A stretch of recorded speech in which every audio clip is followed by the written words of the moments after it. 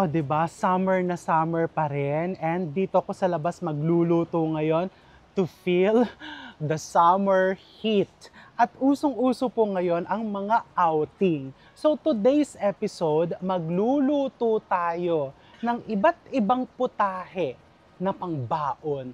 Hindi lang po for summer outing ha, kahit pasukan na ng mga bata, masarap po itong ipambaon dahil these dishes hindi basta-basta napapanis.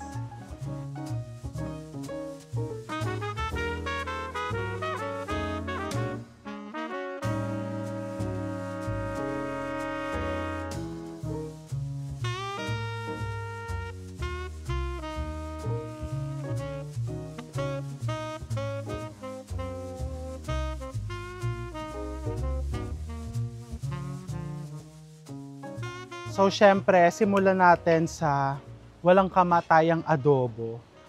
Mabilisan lang po ito dahil marami-rami po itong iluluto ko today. So, I have here pork liempo na kinat po namin into 2-inch na cubes. Kasya naman yan kasi uurong naman po yan. So, just a little bit of oil. And a lot of garlic. This is pounded garlic, mga 2 cups. 3 kilo po itong liempo ko. And then may liempo.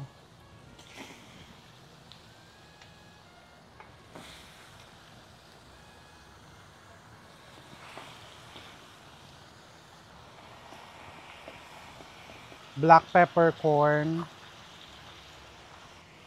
Laurel. Lagyan ko ng konting atsuete. Powder na yung ilalagay ko para maging yellowish. And a lot of soy sauce. It's around a cup. White vinegar.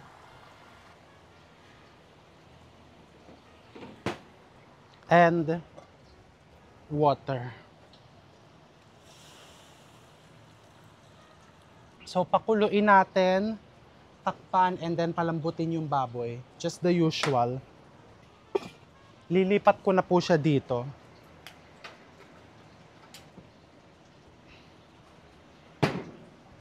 So, next, let's cook the binagoongan. Ito munang baboy. So, pinapainit ko itong aking malaking talyase. And then, yan, magmamantika po yan.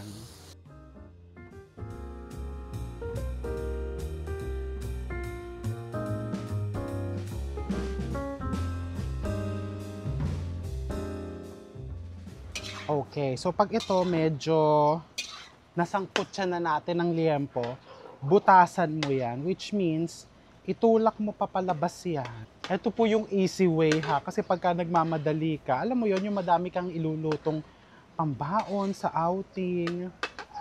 Ayan, butasan mo, which means itulak mo lang yung mga liempo sa gilid.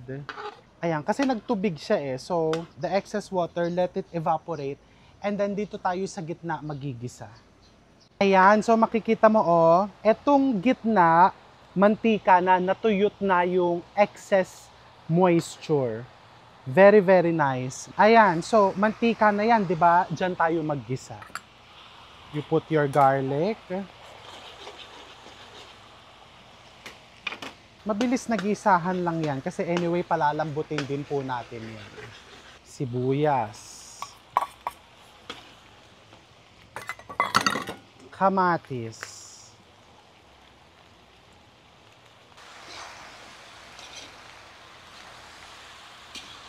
And para hindi sayang effort mo sa paghahalo, maglagay ka na ng bagoong. Siyempre, love your own. So, I'm using Chef RV homemade bagoong. Pero, kung may paborito kang bagoong, walang pilitan ito. Gamitin mo kung anong bagoong mo dyan. We'll use mga 2 to 3 bottles. Kaya medyo alalay tayo sa pagsisison. Napansin mo, hindi ko pinatisan. Mga 2 to 3 bottles lang.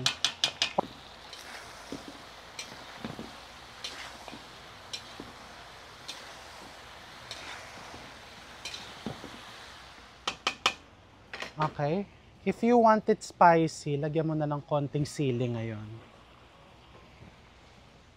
And then, I'll also season it with a bit of patis para lang yung karne malasa.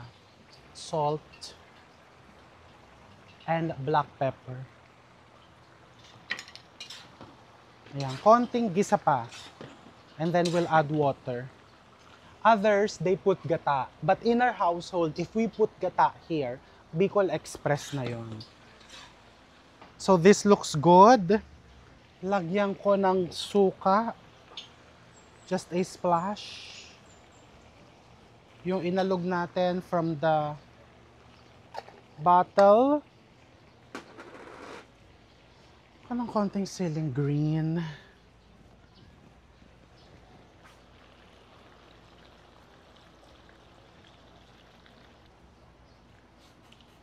Papalambutin natin yung baboy. And then, we just cover this. Nasa na pantakip natin. Improvise. Okay? Silipin natin si adobo. Konting lambot pa yan. Tapos mamaya i-reduce natin. Malakas na apoy hanggang matuyuan. So, i-deep fry lang natin itong talong para mamaya ready na.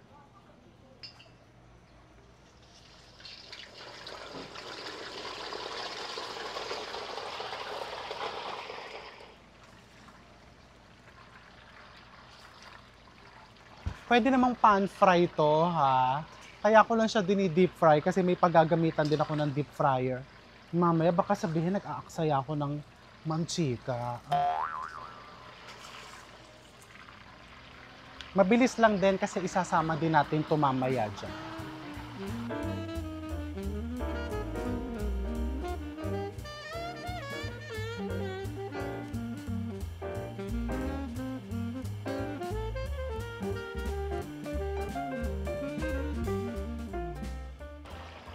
Di ba gano'n naman talaga sa mga outing? Yung merong mangilan-ngilan na sila yung pagod na pagod. Ito, kulang kasi sa bagoong. Eto mataas na kilay ng mga nandun sa tindahan. Pagkuha ng kuha si Ange ng bagoong, di mo ata binabayaran eh. Palista ka ng palista. Hindi tayo magandang example. So ito, meron to from Malabon. Dinagdagan ko lang. Okay, so papalambutin na lang natin to. Kung gusto mo siyang malapot, pwede namang hindi mo takpan. Parang ito binuksan ko na to para mag-reduce yung adobo natin. Tapos, itong piniprito kong hahanguin ko na. Actually, pwede namang idiretso mo na lang dyan tong. Pero kasi pag pinrito mo, mas maganda yung texture niya.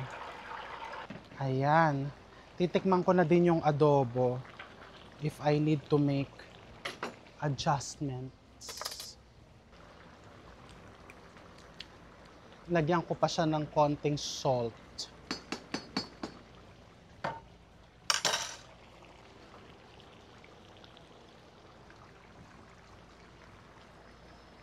Okay, so ayan, palambutin natin yung mga yan and pagka medyo nag-reduce na, balikan natin.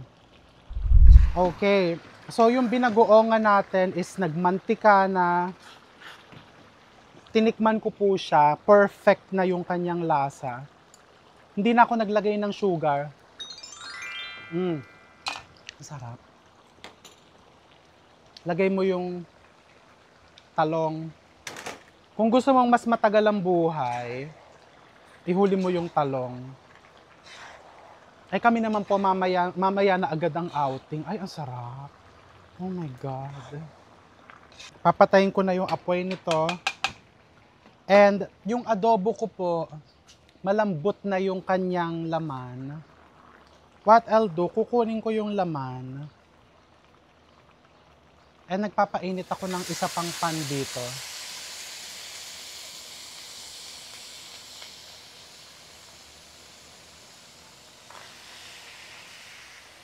Kasi kung hihintayin ko pong matuyot to dito, baka madurog na yung liempo. And then, I'll continue reducing the sauce. Kayo po ba naglalagay kayo ng asukal sa adobo? Ay! Di ba? Nagulat ako. Mamaya hindi na ako naka-attend ng outing dahil pagoda tragedy ka na.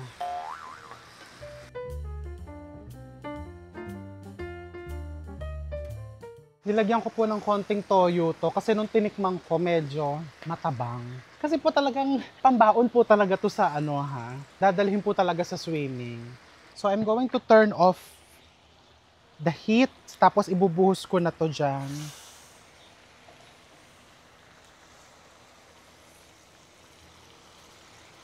Ayan na. Wag naman masyadong tuyo yung adobo ha. Maganda naman may konting sabaw. Pero kung gusto mong tuyo, ito, mga 10 minutes dito sa non-stick pan na to. Hoy, hindi lang to pang outing ha. Kung gusto mong mag-food tray business. Kasi ako, pag nagtitingin ako ng mga food trays, yung parang gusto mo lutong bahay.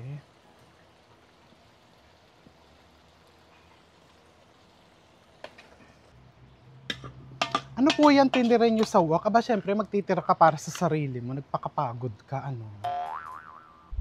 Okay, mga inday, hindi pa tapos ang laban. May dalawa pa, pero tong isa, super dali. This is just bistek na hotdog. Di ba, magandang pambaon yan, especially kung, alam mo yon, may mga kasama kayo sa swimming, na hapon pa lang gusto na mag-beer, yung gusto lang ng mga small bites, but still may Filipino twist. So, in a pan, just heat some oil and, hindi lang oil ha, butter. Ay, ang butter natin, humulas na. Nakiisa sa akin. Nakiisa sa paghulas ko. Onions, a lot of onions. Na kinat natin into rings.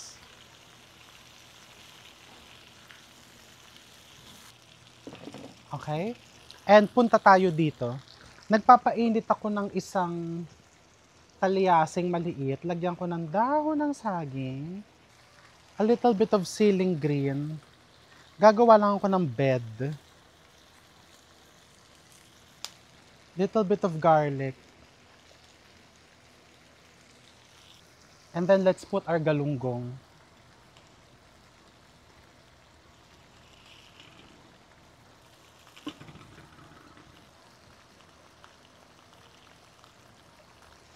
More bawang.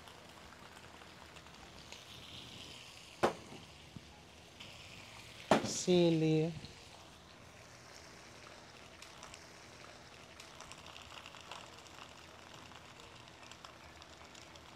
Lalahat ko na po ito. Kasi syempre iisipin mo din, no? Baka nag-outing ka ngayon, bukas wala kang pang ulam. Salt.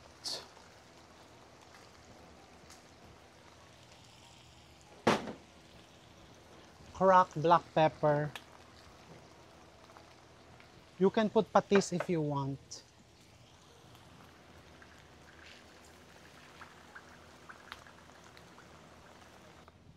A little bit of white sugar, just to balance the acidity. And suka.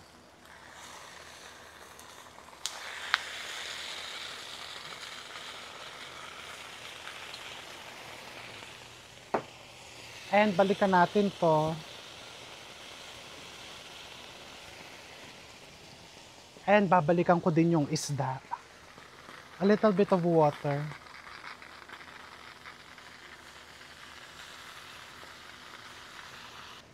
Okay, mamaya na tayo magkita, ha? Diyan ka muna. Ayan, tinakpan ko po ng dahon ng saging para mukhang expert ako sa pagluluto ng paksiw. Kahit na hindi. Alisin mo yung sibuyas.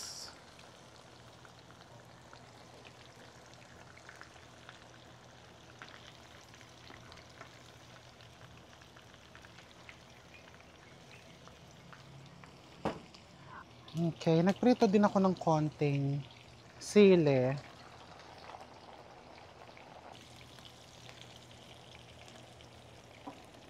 And alisin mo lang dyan. Tapos, dito mo lang din pagugulungin yung hotdog mo. Ang hotdogs po ay luto na, ha? Gusto lang po nating mag-caramelize. So, hindi po yan kailangan pakuluan. Pero, kung ikakaligaya mong pakuluan yan, go.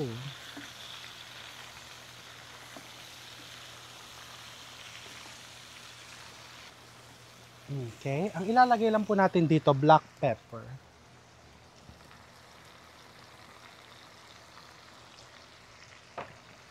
Tapos, syempre, para maging bistec, lalagyan mo ng soy sauce and calamansi juice. But I'm putting a bit of oyster sauce. Okay, alam mo naman ang a bit ko. Splash of calamansi juice.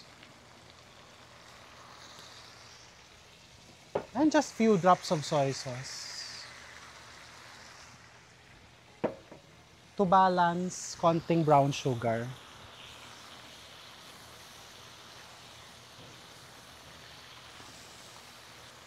Why am I using oyster sauce? Kasi malapot po siya. Para yung hot dogs is makot. Okay. Ilagay mo yung kalahati nito.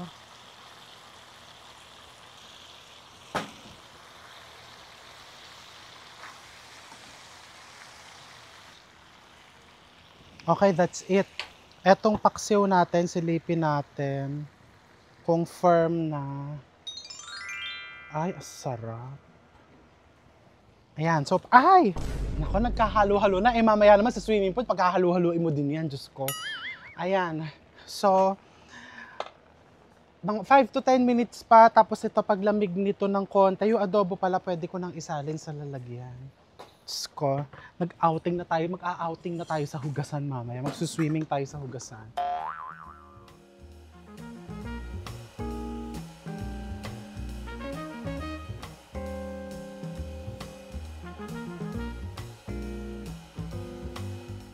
And then this is toasted garlic. We toast our own garlic.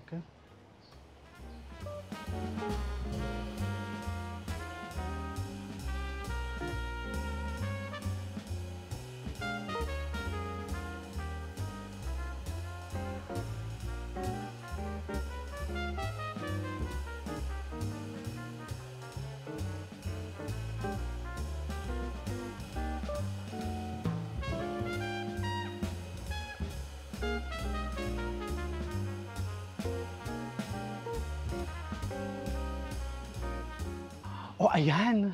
So, ire-ready ko to mga to and pag lumamig, maaga pa, alauna pa lang, ang outing po ay 4:30. Pa, di ba? You still have time to relax and refresh.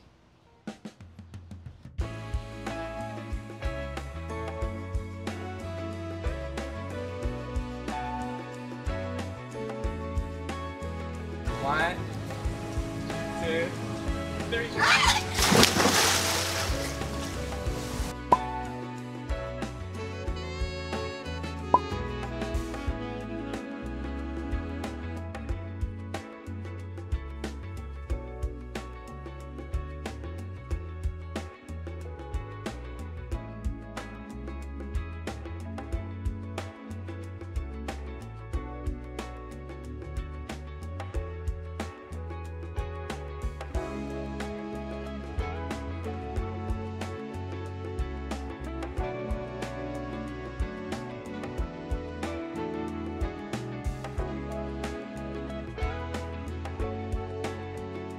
One, two, three, go.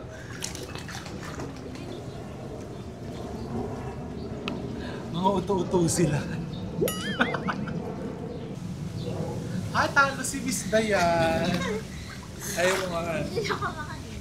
Malamang!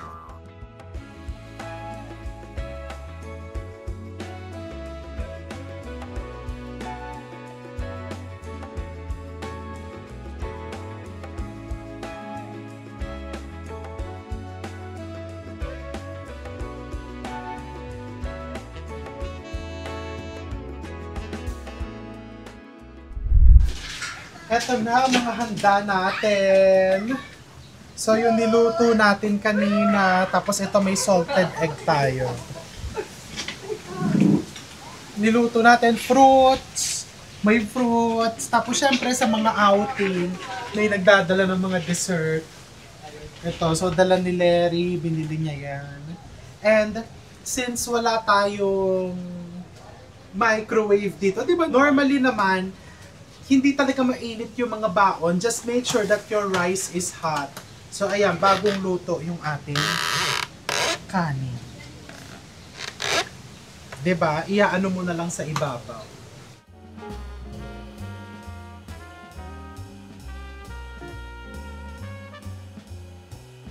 Yung drinks nyo, ito.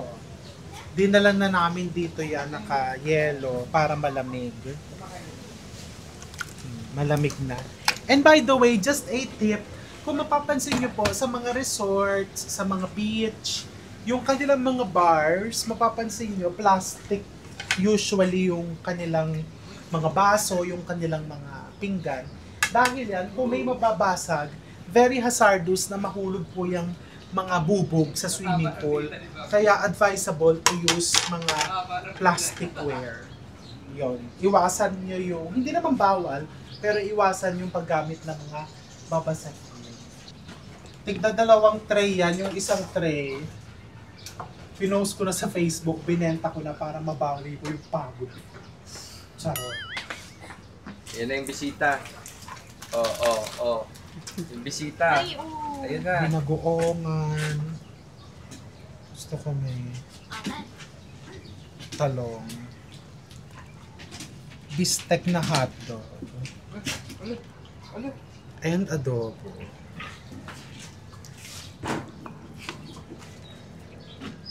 Ayan, tapos mainit yung kanin, 'di ba? Ganun yan, nakatayo ka diyan sa ano, kinakain mo na yan. Kapartner ng adobo yung paksiw. Ay, uy, may nang babasa. Ang sarap po. Sinangin natin tatlo pa para ito lang. Patayin itong 8 pots. Ay, walang kamatis. Kaya umarte. Ano yung umarte? Kailangan may kamatis pag outing.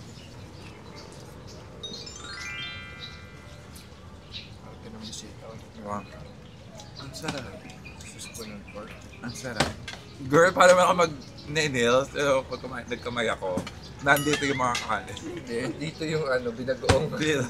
Tapos dito sa kabila Yung kanin. Sarap.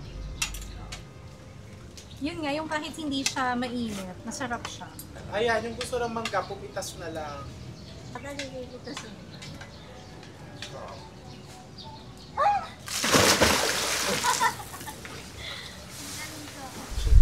Ako to. May Itlog po. Wala nang ano. Pareho tayo ng hinahanap. Diyos ko! Naghahanap pa kayo ng kamatis, tigilan niyo ako. Pareho kami naghanap ng Nalimutan.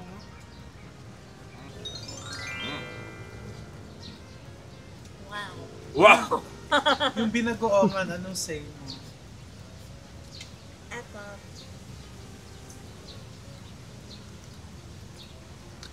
Matamis. Ang sarap yung bilanggo. Masarap. Ayan, ito talaga yung reality, di ba? Yung binanggit ko sa inyo kanina. Yung sa mga outing, yung relate na relate ka, ikaw ang nag-asikaso, ikaw ang nagluto. Tapos yung may mga darating na lang. Tapos alam mo, yung mga darating na lang, sila pa yung mas maraming nasasabi. Di ba? Yung, bakit ganito? Doon sa inarkila naming pool nung 1 taon, mas maganda. Bakit ganyan? 'Di ba? Kung ikaw yung mareklamo sa outing, okay lang kasi hindi kumpleto ang isang outing nang wala ka. Okay? Basta ang mahalaga, mabusog lahat, may masasabi't masasabi sila. Ito po yung pinaka-importante ha, bago namin tapusin yung video. Pag-ambagin mo! Di ba? Maningil ka! Huwag ka magpakabayani! Okay? Hindi na uso ngayon yung papakabayani. Ikaw ang nagluto, ikaw ang nagpa-reserve ng resort, ikaw ang magliligpit, sila magbibidyoke lang, marami pa sila masasabi, singilin mo sila ng contribution. Okay? Ayan, si Miss Daya naman, nag-contribute siya ng fruits. Pinaganda pang niya eh. Tingnan mo, oh. Pinaganda pa niya. Halimbawa, may potluck. Anong gagawin mo? Ang dadalhin ko. Sa potluck. Siguro sinigang. Ano yun? Sa outing. Para may sabaw. Hindi nagkatapon-tapon yun. Yung may dala kami Saka paano mo iinitan kung walang Usually may gasol na, di ba? Sa uling. O di liempo na iihawin. Hindi, yan na yung dadaling ko eh. O di, hindi na ako sasama. Ikaw na lang. Diba? Ikaw, anong gagawin? Wala, hindi ako pupunta. Pag ganito yung outing, mga puro reklamador. Kung kayo yung kasama, wag na lang. Ayan, yan lang po ang aming swimming party, di ba, summer outing. We hope na enjoy nyo po. And kayo din, to give you an idea kung ano yung mga ulam na hindi po basta-bastang mapapanis. Pero masarap. Aabot pa po yan hanggang mamaya. Okay? O magbabay kayo. Tingnan mo, oh. Balik ng balik eh. Round 2. Ang alam ko po, swimming party po to, hindi po... Akala ko buffet. Ang Tapos sarap. na. No, oh, ayan, sige, maghuhugas na ako. Sa pool. Hindi, dun sa bathtub ni Dayan, bago siya Bye! Parang di lasang bistek. May kulang. Bambi, anong ginagawa mo dyan? Shake mo na. Shake na. Turn around. Tinawag mo si Bambi.